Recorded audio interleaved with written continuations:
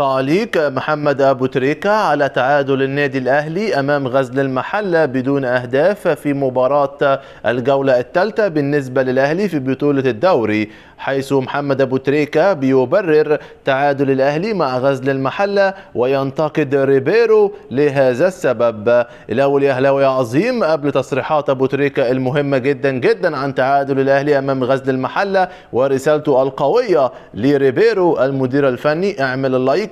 ايوه، دعم كلام ابو تريكة وتصريحات ابو تريكة بلايك جميل، ونبدا التصريحات. حيث قال تريكة: علق محمد أبو تريكة لاعب النادي الأهلي السابق على تعادل الأهلي في مباراة اليوم أمام غزل المحلة بالمواجهة التي جمعت بينهم ضمن لقاءات الدوري. وقال أبو تريكة في تصريحاته: اليوم سوء توفيق غير طبيعي، تنظيم على عبد العال قوي ومهم انه يعرف امكانيات فريقه، كل لاعبي الاهلي اهدروا فرص.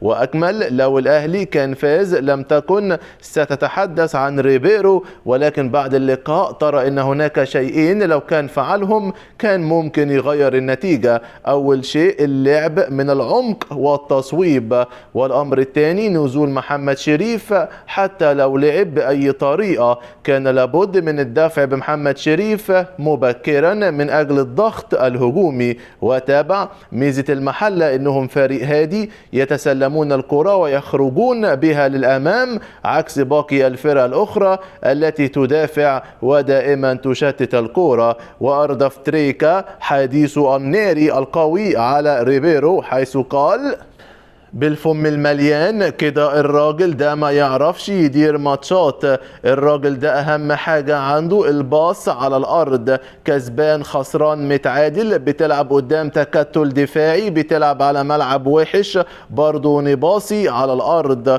الراجل ده كسبان خسران متعادل، تغييراته هتكون مركز بمركز، فكر مش موجود، تكتيك بيغير بيه طريقة لعب مش موجود.